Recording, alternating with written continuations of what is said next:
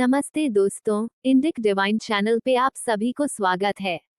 क्या आप जानते हैं, हर आत्मा का अंतिम लक्ष्य केवल मनुष्य योनि नहीं होता। कुछ आत्माएं अपने पुण्य कर्मों से देवता तक बन जाती हैं, लेकिन वो पुण्य कौन से हैं जो एक आत्मा को सीधे देव योनि तक पहुंचा देते हैं?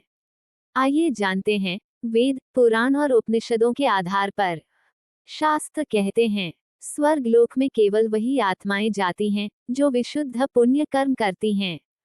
मनुस्मृति, गरुड़ पुराण और चांदोग्य उपनिषद तीनों में ये बात स्पष्ट है कि देव योनि स्थायी नहीं, लेकिन महान पुण्य का फल है।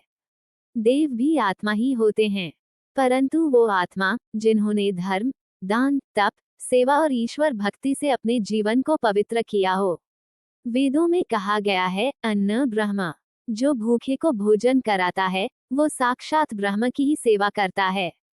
और गौमाता की सेवा करने वाला आत्मा जन्मों तक देवगणों में पूजित होता है। महाभारत में भीष्म पितामह ने कहा था, सत्य और संयम से बढ़कर कोई तप नहीं। जो आत्मा जीवन भर सत्य के मार्ग पर रही, उसकी अगली गति उच्च होती है। जो आत्मा नित्य भगवान की भक्ति, जप, ध्यान, वेद पाठ और कीर्तन में लगी रहती है, वो इस लोक के बंधनों से ऊपर उठकर देवताओं की श्रेणी में आ जाती है। गरुड़ पुराण में स्पष्ट कहा गया है, गाय, ब्राह्मण और गुरु की सेवा करने से स्वर्ग के द्वार खुलते हैं। प्रकृति की सेवा भी उच्च पुण्य फल देती है। विष्णु धर्मसूत्र के अनुसार दान और ब्रह्मचर्य से देव योनि मिलती है। देव योनि वह अवस्था है जहां आत्मा को दिव्य रूप, स्वर्गलोक में वास, विशेष शक्तियां और सौंदर्य, काम, क्रोध, मोह से ऊपर उठे हुए गुण प्राप्त होते हैं। परंतु शास्त्रों में कहा गया है कि देव योनि स्थायी नहीं होती। यह आत्मा की एक ऊंचाई है जो पुनर्जन्म के चक्र से पहले एक इनाम की तरह होती है।